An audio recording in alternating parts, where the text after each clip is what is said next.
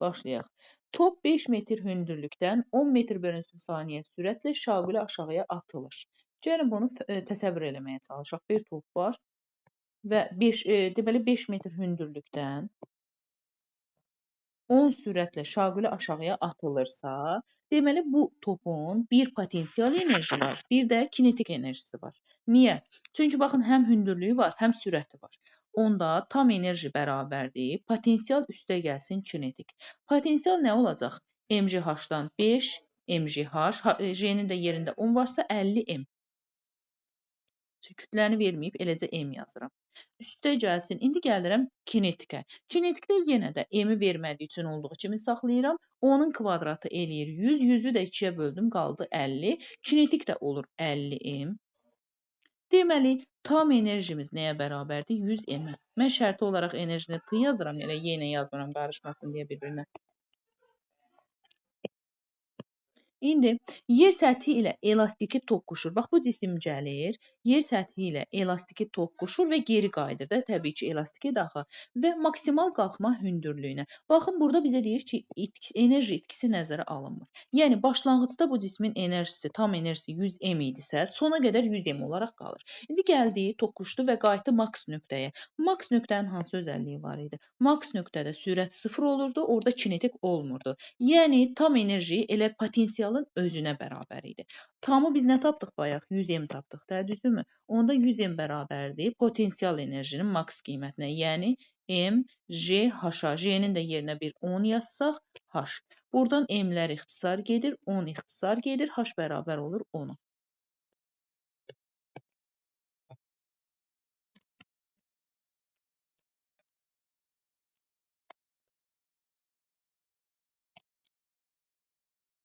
İkinci sualda.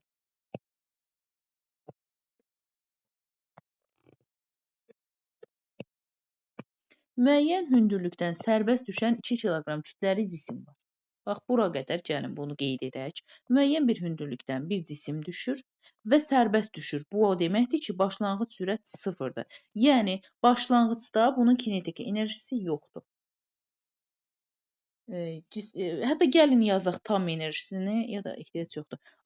Gəlir, düşür. Sonra cisim yerdən 10 metr hündürlükdə. Gəlir. Bax, bu yer səthidir. Gəlir yer səthindən 10 metr hündürlüyə çatanda, bax, bu hissəyə çatanda.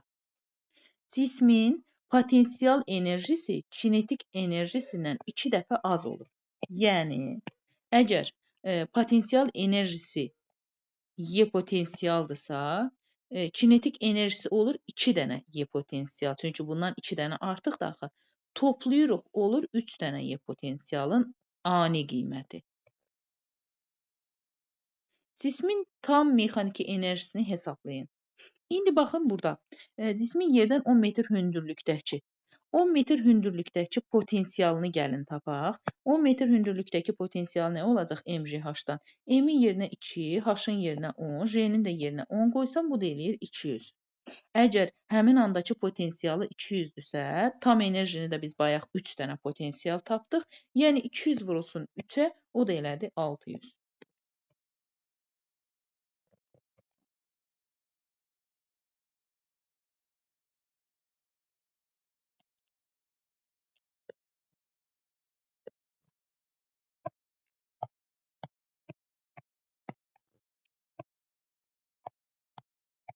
Cisim 20 metr bölünsün saniyə başlanğıc sürətlə şaquli yuxarıya atılmışdı.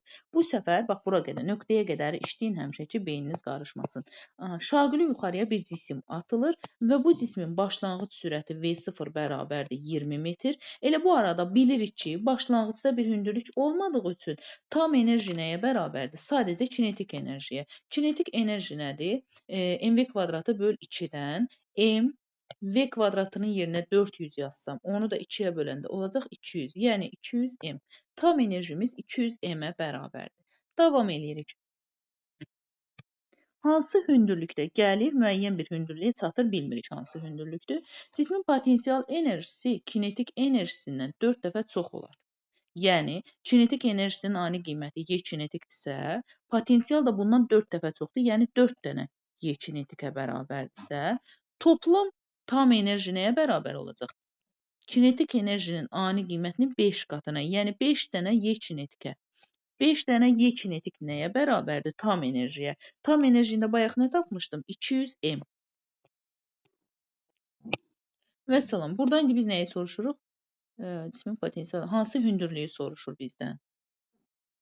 Hə, hündürlüyü soruşursa, onda nə edəcəyik deməli? Potensial enerji kinetik enerjisindən 4 dəfə çoxdursa. Yəni, gəlin əvvəlcə buradan kinetik enerjini tapaq biz. Kinetik enerjinin ani qiymətini tapaq. Onu da 4 dəfə çox olduğu üçün 4-ə vuraq. Bax, buradan 5 ixtisar gedir. Y kinetik nəyə bərabər olmuş olur? 40-a. Axı, bizə də deyir ki, potensial Y-dən 4 dəfə, kinetikdən 4 dəfə çoxdur. 4-ü də 40-a vuranda olur 160. 160 M. 160 M üçün indi hündürlüyü axtarırıq. Həmin hündürlükdə hansı ki, potensialımız 160 M-ə bərabər olub. Potensial nə idi? MJH. M-i olduğu kimi saxlayıram. J-nin yerinə 10, H yazsam. M-lər də ixtisar gedir, sıfırlar da yerdə qalır. H bərabərdir 16-ya.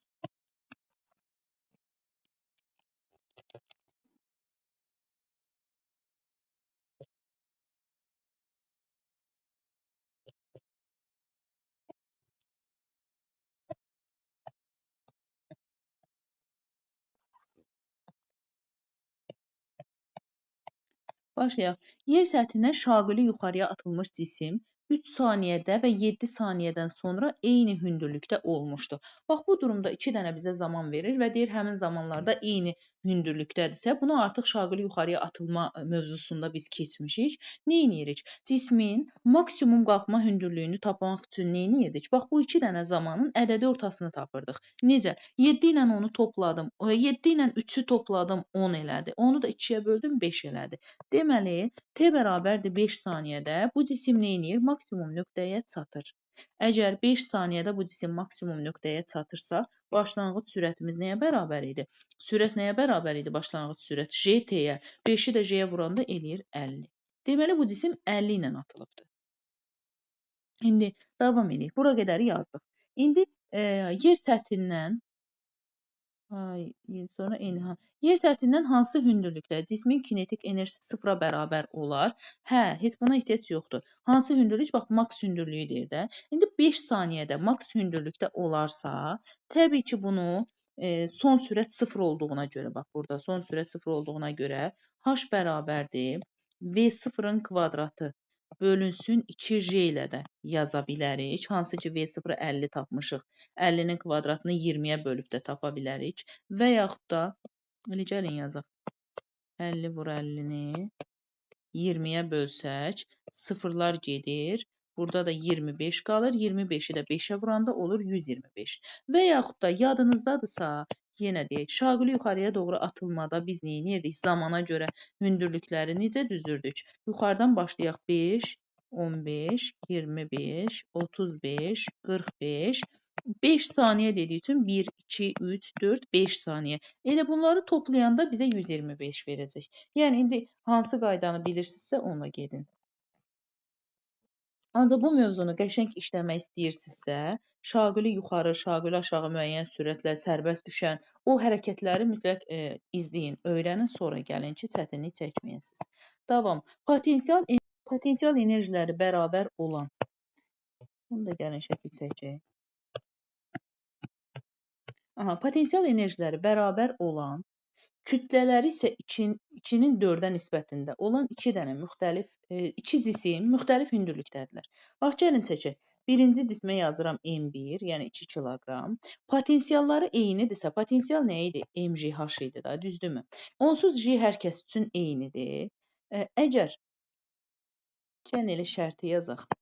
Deməli, M1, J, H1 bərabərdir. M2, J, H2-yə. Niyə? Çünki bizə deyir ki, potensialları eynidir. Davam edək.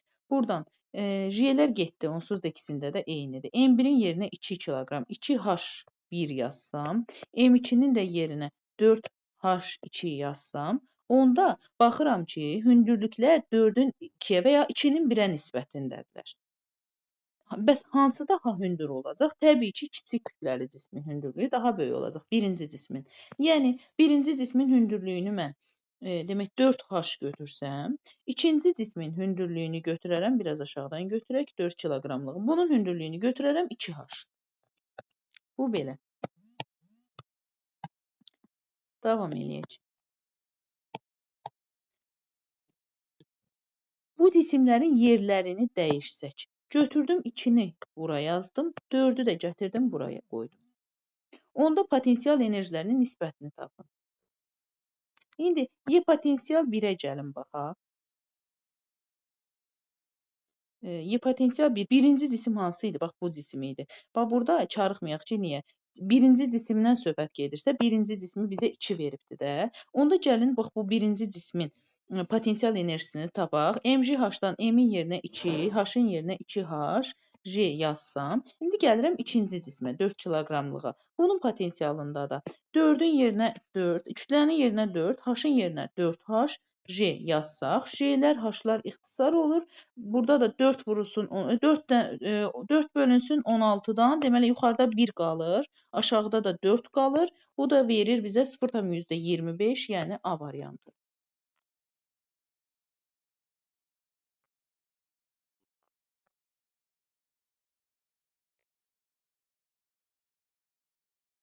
Altıncı suala. Cism 40 metr bölünsün saniyə sürətlə şaquli yuxarıya atılır. Hansı hündürlükdə cismin kinetik enerjisi potensial enerjisindən 3 dəfə çox olar? Gəlin baxaq. Cisim aşağıdan, yenə də bax, bir yerə qədər işləyək. Cisim 40 sürətlə şaquli yuxarıya atılır. Bax, başlanğıcda sürəti 40 metr bölünsün saniyədirsə, başlanğıcda tam enerjimiz nə idi? Eləcə kinetik enerjinin özünə bərabər idi. Onda mv kvadratında m v kvadratının yerinə deməli 400, 1600 yazsam, onu da 2-yə böləndə eləyəcək 800. Yəni, başlanğıcda bu cismin tam enerjisi 800 m-dir. Başlanğıcda deyəndə elə tam enerjisi. İndi gəlir, müəyyən bir nöqtəyə çatır. Məsələn, gəldi, bura çatdı. Və burada deyir ki, kinetik enerji potensial enerjidən 3 dəfə çoxdur. Yəni, potensial enerji mgh-dırsa, təbii ki, ani qiymətdən söhbət gedir. Kinetik enerji isə 3 dənə mgh-dır. Topladıq bunları tam enerjini tapmaq üçün. Neynədir? Elədi 4 dənə mgh. 4 mgh. Tam enerjimiz bu. Tam enerjini biz bayaq tapmışıq axı 800 m eləyir. İndi bu 4 dənə mgh-ın bərabər eləyirik 800 m-ə. Buradan m-lər ixtisar gedir. J ilə 0-ın biri gedir. 4-ü də bizə dəqiqə. H-ı tapmaq üçün 80-i də 4-ə bölürəm. H da bərabər olur nəyə? 20-yə. Davam edək.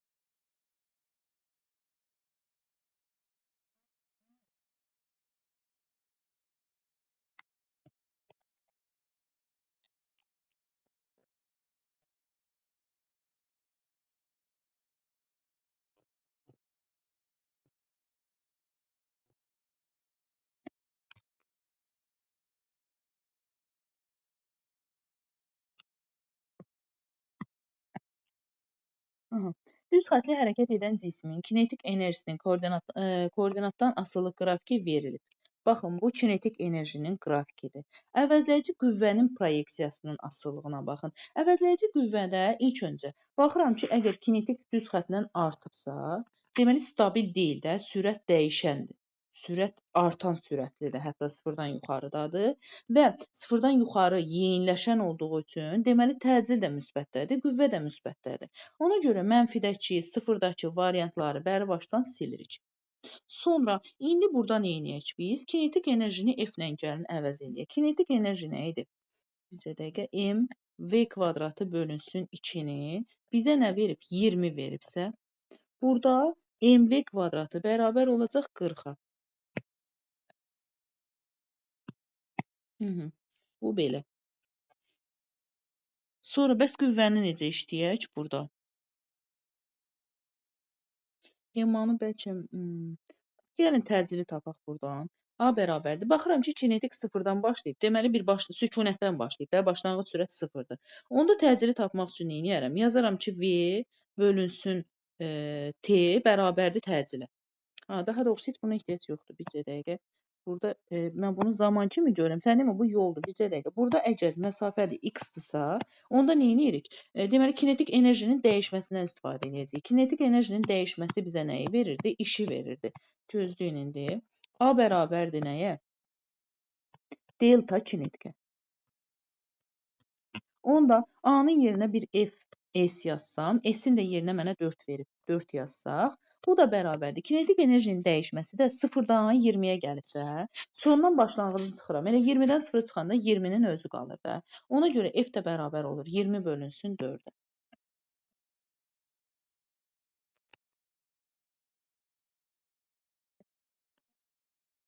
Baxırıq 8-ci suala. Şaquli istiqamətdə bərabər sürətlə aşağı düşən cismin potensial enerjisinin düşmə müddətindən asıllıq qrafikinə baxırıq. Aha. İndi bu cisim, deməli potensial enerji nə idi? M, J, H idi. Və bu cisim yerə düşdükcə H neyinir? Azalır.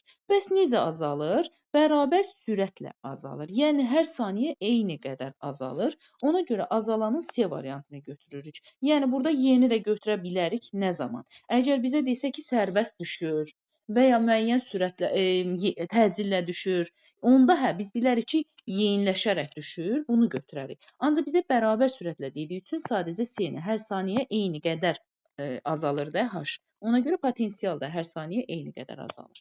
Düz xətli olur. 9-a baxın, burada artıq sərbəst düşür. Sərbəst düşdüyü üçün burada artıq potensial neyinib? Kvadratik olaraq azalır. Və bu qrafikə baxıram.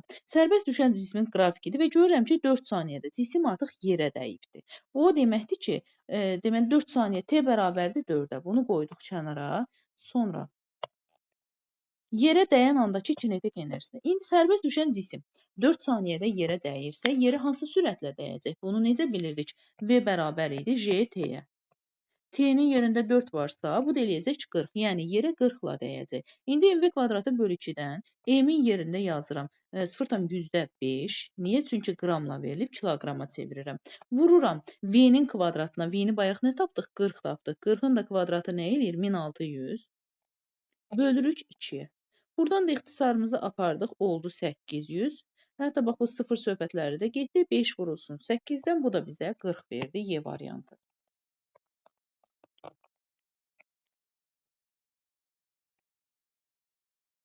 Gəldik 10-cu sualda. 10-cu sualda. Baxın, buradan bizə kinetik enerji qrafiki verir. Bizdənsə potensialın, impulsun qrafikini soruşur. Bütün impuls qrafiklərinin, rəqəm yoxdur təbii ki isə, sürətlə əvəz edə bilərik. Yəni, bizdən sürəti soruşur da, belə deyək sizə. Və baxıram ki, ilk öncə kinetik enerji azalıb, sonra isə artıb. Bu hansı hərəkətə oxşardır? Şaquli yuxarı hərəkətə. İlk öncə nə edirdi? Kinetik enerji azalırdı, yuxarı getdikcə sürət azalırdı. Sonra geri qaydanda sürət artırdı. Bu da hansına uyğun gələcək? Azalıb sonra artan hansı olacaq? C variantı. Bax, məsələn, A variantını heç kökündən götürə bilmərik. Çünki burada sürətlər stabildir. D-də həmçinin, Y-də həmçinin. Bizə lazımdır ki, sürət dəyişə bilsin. Sürət nə zaman dəyişir? Bax, bu iki qrafikdə. B-də sadəcə bir hərəkətdir. Sadəcə yeyinləşəndir. Ancaq burada ikili qrafikdir. Ona görə C-ni götürəsi oldu.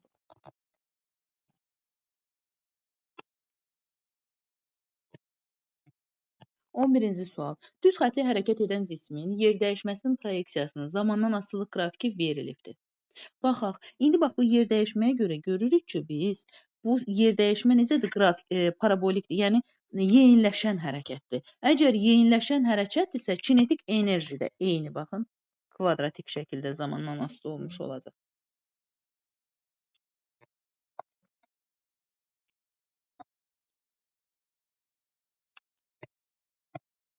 Baxdıq 12-yə. Baxıram bu zamandır, bu da məsafədir. Məsafə hər saniyə 3 artır. Görürsünüz 3, 6, 9. Hər saniyə eyni qədər 3 artırsa, deməli bu necə hərəkətdir? Bərabər sürətli hərəkətdir. Bərabər sürətli hərəkətdə sürət neyinir? Dəyişmir. Əgər sürət dəyişmirsə, deməli kinetik enerji də dəyişmir. Kinetik enerji harda dəyişməyib? C variantında.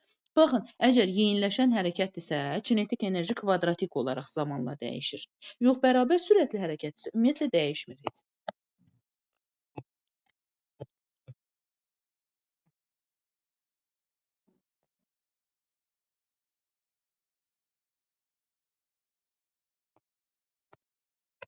Baxaq, qrafikin kinetik enerji, qrafikin ilk hissəsində kinetik enerji artır, yəni sürət də artır. Sürət artırsa, deməli həm də yəni x ox istiqamətində, deməli təcil müsbətdədir. Yəni qüvvə ilə də təcili eyni götürə bilirik də. Qüvvədir, təcildir, müsbətdədir ilk başda. Onda bax bu 0 olanı silirəm. Çünki bir qiymət var axı. Artanı da silirəm, çünki sadə stabil qiymətdə qalmalıdır və salam. Bunu qoyduq belə. Sonra ikinci hissədə sürət stabildir, kinetik dəyişməyibsə, deməli sürət də dəyişməyibdir. Onda qüvvə nə olar? 0-a bərabər olar. Bu da hansına uyğun gəlir? D variantına. 14-cü suala baxaq.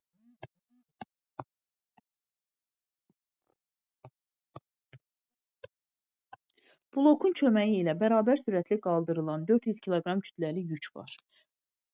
Demək, bərabər sürətli qaldırılırsa, burada da bunun tən yarısı qədər qüvvə var. Bu da problem deyil. Deməli, yükün kinetik enerjisi 50 jouldusa, yükün kinetik enerjisi mv kvadratı bölü 2, m-in yerinə 400 yazsam mən, 400 v kvadratı böl 2-yə də böləndə yerdə qalır 200. 200 v-nin kvadratı əgər bizə 50 joul verirsə, onda v kvadratı nəyə bərabərdir? 50 bölünsün 200-dən 5 bölünsün 20-yə. 5 bölünsün 20 nəyin qiymətidir? V kvadratının qiymətidir. Bu dursun burada. İndi ipin sərbəst gücü hansı sürətlə yuxarı hərəkət edər? Buradan da V-nin özünü tapanda nə edirik? Götürürük bax bunu, kök altına salırıq. 5 bölünsün 20-ni. Düzdürmü? Bu oldu bizim sürətimiz. İndi sürət, yükün sürətini tapmışıq. Bizdən ipin sürətini soruşursa, ipin sürətini necə tapırdıq? Baxın, bu tərpənən blokdur. Yəni, məsafədə 2 dəfə itirir. Əgər yükün sürəti V-dirsə, ipin sərbəst gücünün sürəti 2 dəfə böyük olacaq 2 dənə V. Yəni, bax, bu alınan ifadəni biz bir dəfə də 2-yə vuranda, elə bizə həmin anda oradakı sürəti verəcək. Bu 2-ni də gəlin kök altına salaq. Necə? 4 kimi.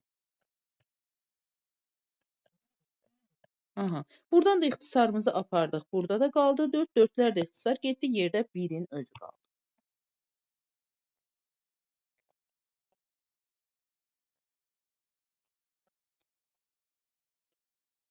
Cisim müəyyən H hündürlüyündən sərbəst düşür.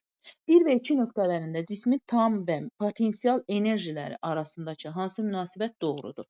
Baxaq, 1 və 2 nöqtələri arasında ikisində də sərbəst düşürsə, cisim müəyyən H hündürlüyündən sərbəst düşürsə, ikisində də fərqlidir. Bir dəqiqə. Müəyyən H hündürlüyündən sərbəst düşür. 1 və 2 nöqtələrində. Hə, bir dənə cisimdən söhbət gedir. Eyni cisimdən söhbət gedir. Birinci buradaydı, sonra burada. Aha. İndi tam enerjiyə baxıram. Tam enerji təbii ki, dəyişmir. Yəni, bu aşağı düşdükcə, hündürlük azalsa da sürət artır, axı bir-birlərini kompensasiya eləyirlər. Tam enerji dəyişmədiyi üçün Y-tamlar bir-birinə bərabər olur. Y1 bərabərdir Y2-yə. Sonra soruşur bizdən potensial enerji. Potensial enerji də nə edir? Aşağı düşdükcə azalır. Nə qədər azalacaq? Baxın, burada məsələn deməli burada tam idisə, 3/3 idisə, burada 3/1-dirsə, 3/2-si də bu tərəfdə qalır. Yəni 3-ün 1-ə nisbətində də belə deyək. 3-ün 1-ə nisbətində 1-dəki potensial 2-dəkindən daha böyük olacaq. Onda 1 böyükdürsə 2-ni 3-ə vuracağıq bircə dəqiqə. 2-ni 3-ə vuracağıq. Bunlar da bir-birinə bərabərdirsə, D variantı. 16-ya baxırıq. Şaquli istiqamətdə yuxarı atılan cisim 6 saniyədən sonra yerə düşür. Əgər bir cisim yuxarıya atılır və 6 saniyədən sonra yerə düşürsə, deməli bu cisim 3 saniyədə maksa çatıb, 3 saniyədə yerə düşür. Yəni başlanğıcda bunu 30-la atmışam ki, 3 saniyədən sonra maks nöqtəyə çatıb, sonra yerə düşüb. Day bunları atışlar mövzusuna keçmişik. Mən hər dəfə istəmirəm bunları incələyim. Da bu hissəsini bilirsiniz onsuz da. Sonra cismin kütləsi 8 olarsa atılan andakı kinetik enerjisi. Sürət 30 deyil, m v kvadratı, yəni 900. Qələmdə nəsə problem yarandı. Bölünsün 2-yə. İxtisar da apardı. 4 dəfə də 9-un 36 ilə olan. Deməli 36. Burada da var 3 dənə sıfırsa, bunda kilodur, hətta 4 dənə, bircə dəqiqə, 2 dənə sıfır varsa, kilojoula çevirəndə nə edirik? 1000-ə bölürük. Sıfırın ikisi gedir, bu da eləyir 3,6.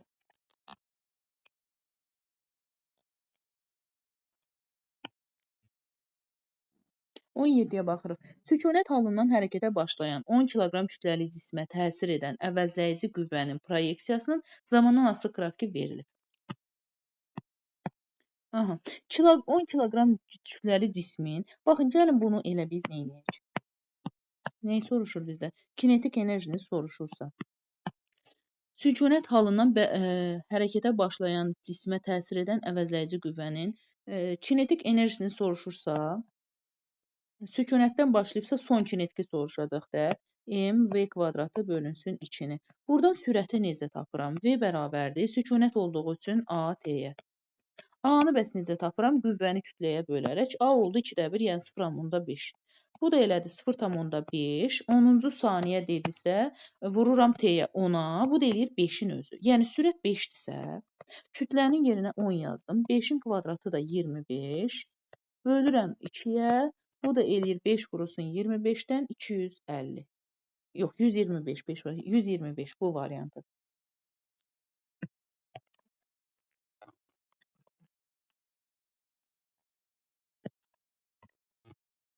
Şaquli yuxarı atılmış cismin kinetik enerjisinin zamandan asılılıq qrafiki təsvir edilib. Cismin kütləsini hesablayın. Yəni bu nə deməkdir? Şaquli yuxarı atılanda başlanğıcda cismin tam enerjisi ancaq nə olur? Kinetik enerji.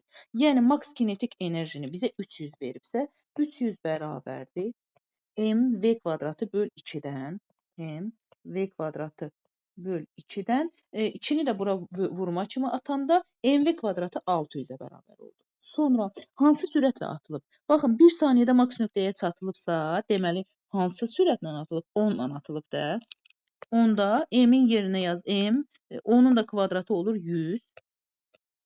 100m 600-ə bərabərdirsə, m nəyə bərabərdir? 6-ya.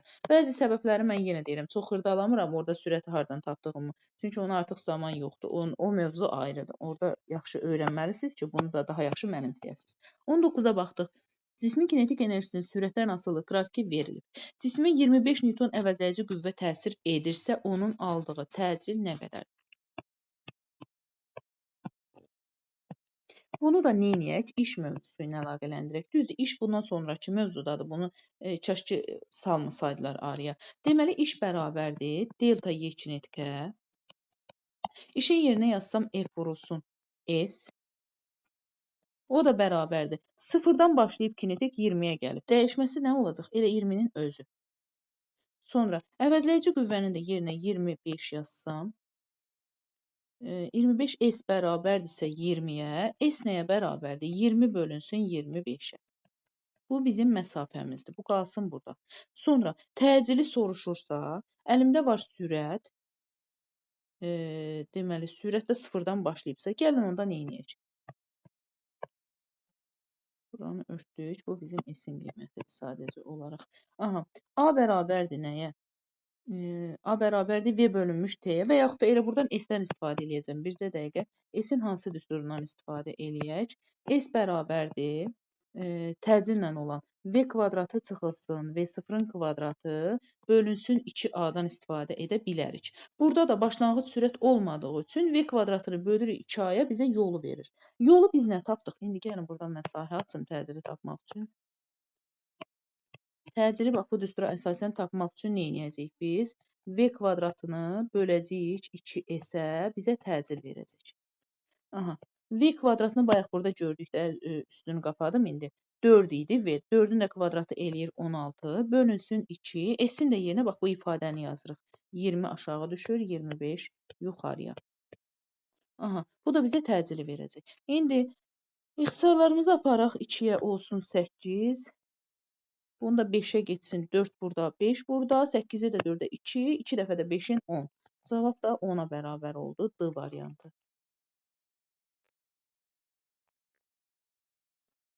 Yəni başqa düsturlarla da eləmək olar. Ən rahatı mənə. Burada 20-ci suala baxırıq. 20-ci sualda bir F qüvvəsi 2 dənə ardıcıl yayı çəkirsə, bu deməkdir ki, hər iki yayın elastiklik qüvvəsi F-in özünə bərabərdir. Onda elastiklik yay qüvvəsi nədir? Kx-dir. Əgər K-lar 2-nin 3-ə nisbətində paylanıbsa, deməli X-lar da 2-nin 3-ə nisbətində paylanacaq, ancaq bu səfər tərsinə. Yəni, K1 2K-dırsa, bunun X-i 3 olacaq. Aşağıdakının da X-i 2 olacaq. Bu belə. Sonra gəlin potensialları nisbətinə baxaq. Birincinin potensial enerjisinə x-in kvadratı böl 2-nin yerinə k-nın yerindən 2k yazıram. X kvadratının yerinə 3-ün kvadratı olan 9 yazıram. Bölürük ikincinin potensialına. K-sının yerinə 2k yazanda, x-in də yerinə, daha doğrusu k-nın yerinə 3k yazanda, x-in də yerinə 2-nin kvadratı olan 4-ü yazırıq. K-lar onsuz da ixtisar olacaq. 9-u 3-ə 3, 4-ü də 2-yə 2. Bu da eləyir 3 bölünsün 2-dən 1,5. İkinci sualda, 21-ci daha doğrusu. 20 metr hündürlükdən sərbəst düşən bir cisim var. Bu cisim 20 metrlikdən sərbəst düşürsə, deməli bunun tam enerjisi bərabərdir 20 mj-yə. 20 mj-yə. Sonra gəlir müəyyən bir hündürlüyə çatır. Bu hündürlükdə cismin potensial enerjisi kinetik enerjisindən 4 dəfə böyük olur. Yəni, əgər potensial 4y potensialdırsa, kinetik olacaq sadəcə y potensial. Yəni 4-ün 1-ə nisbətində. Və sonra biz bunları toplayanda bizə tam enerjini verəcək. Bunları topladıq nə elədi? 4-lə 1 oldu 5. Onda 20 mj-ni 5 mj-yə bölürük. 20 mj-ni 5 mj-yə böləndə yerdə qaldı 4. Həmin o 4-ü tapdıq, düzdürmü? İndi bax bu 4-ü bizdən sadəcə hündürlüyü soruşduğu üçün 4y potensiala vuracaq. Bu da elədi 6, 16, 4 vurulsun 4-dən. 16 bizdən də elə hündürlüyü soruşur, o da olacaq 16-nın özü. Keçirik 22-ci suala. 22-ci sualda baxaq, müəyyən bir hündürlükdən cisim düşür. Müəyyən bir hündürlükdən bir cisim sərbəst düşür. Həmin düşür və gəlir bir yayın üzərinə. Buradan görürük ki, həmin cismin tam enerjisi yayın enerjisinə bərabər olar. Həmin anda sərbəst düşdüyü üçün cismin tam enerjisi nəyə bərabər olacaq? mj/h-a.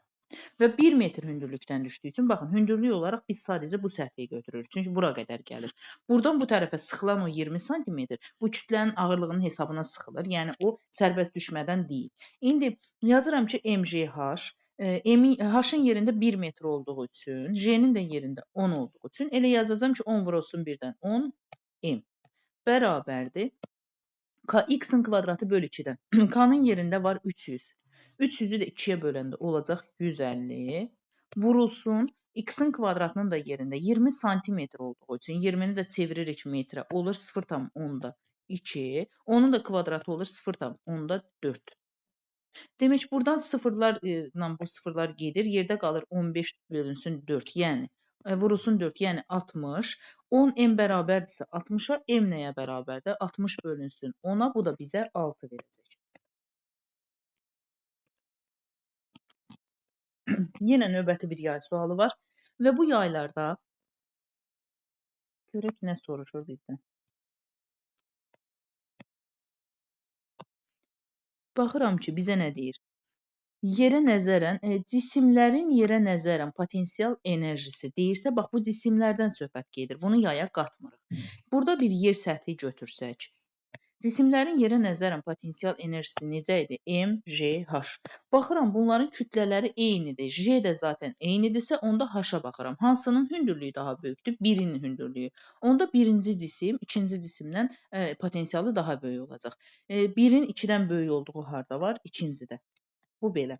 Sonra ikinci sual. Deyir ki, yayların potensial enerjilərinə. İndi gəlin yayların potensiallarına baxaq. Baxın, kütlələr eyni olduğu üçün bunların qüvvələri eynidir.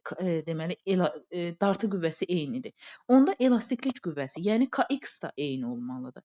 Əgər birinci cismin sərtliyi 2-dən böyükdürsə, onda eyni qədər, eyni nisbətdə ikinci cismində uzunluğu birincidən böyük olmuş olacaq.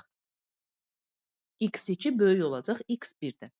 Bu belə. İndi gəlin bunu potensial enerji kimi düşünsək. K, X-in kvadratı bölünsün 2.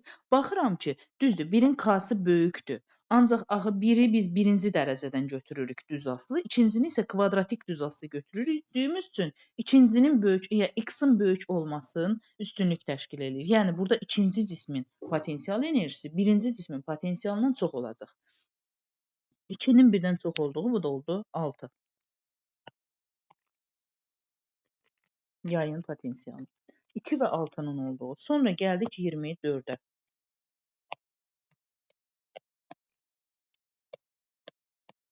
24-də uyğunluğu müəyyən edin deyir. Müəyyən bir 4H hündürlükdən cisim düşür. Cisim düşüb gəlib M nöqtəsinə çatanda hündürlük 4 idi, indi oldu 3. Yəni bax bu 4H-da tam enerji 4 mgh idi.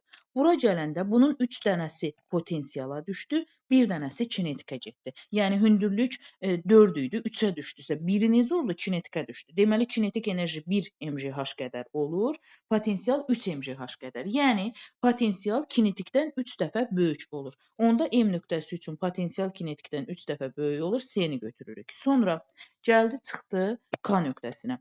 K nöqtəsində isə 2-nin 2-yə baxın, başlanğıcda 4 değildi, indi 2 qaldı. Tən yarısı getdi. Bu tən yarı hara getdi? Kinetikə getdi. Deməli tən yarı kinetik, tən yarı potensial, ikisi də bir-birinə bərabər olmuş oldu. Bu da oldu A variantı. Sonra gəlirik 3-cü hala, L nöqtəsinə. Burada 3-ün 1-ə nisbətində kinetik 3 oldu. Bu səfər potensial 1 oldu. Kinetikin 3, potensialın 1 olduğu, bu da oldu Y variantı. Baxaq, 26-cı sualda. Uyğunluğu müəyyən edirik. O A hissəsində. O A hissəsində hələlik bu necə hərəkətdir? Düz xətli bərabər sürətli hərəkət. Yəni sürət dəyişmir, olduğu kimi qalır, stabil qalır. Sürət sabit qalırsa, demək impuls da sabit qalır. Demək kinetik enerji də sabit qalır ki, burada heç o yoxdur. Kinetikin sabit qalması, bura bir A variantı yazıram. Sonra AB hissəsində yavaşlayan hərəkətdir. Nə deməkdir? Yəni sürət azalır. Sürət azalırsa, deməli impuls da azalır. Deməli kinetik enerji də azalır. Sonuncuda isə ümumiyyətlə hərəkət yoxdur. Baxın X oxunda, bax bunu sürətlə eyni götürüb sabit sürətli yazmayın. Burada ümumiyyətlə hərəkət yoxdur. Hərəkət yoxdursa, deməli kinetik enerji də impuls da sıfıra bərabər olmuş olur. Gəldi 27-ci suala. 27-ci sualda F1 və F2 qüvvələrinin təsiri ilə düzxətli hərəkət var, sürtünmə də nəzərə alınmır. İndi gəlin birinci hal üçün baxaq. Əgər F2 F1-dən böyükdürsə, bu nə deməkdir? Hərəkətlə eyni istiqamətdədir qüvvə, təcil. Yəni yeyinləşən hərəkətdir. Yeyinləşən hərəkətdə kinetik enerji necə götürəcəyik? Bax bu cür. Yəni sürət neyinir? Artır. Kinetik enerji də sürətlə kvadratik artdığı üçün bax D variantını götürürük burada.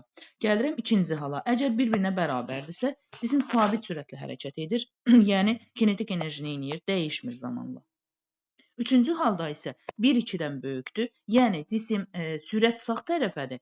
Qüvvə, yəni təcil sol tərəfədir. Cisim neyinir? Yavaşlayan hərəkət edir. Yavaşlayan hərəkət edəndə də kinetik enerji neyniyəcək? Yavaşlayan hərəkət edirsə, cisim ilk öncə yavaşlayan hərəkət etmiş olacaq. Gəlib dayanana qədər, sürət sıfırlanana qədər. Sonra sürət sıfırlanandan sonra həmin istiqamətdə, yəni sürətin istiqaməti dəyişdi axı, sonra yeyinləşən hərəkət edəcək. O da oldu yavaşlayan sonra yeyinləşən Y variantı.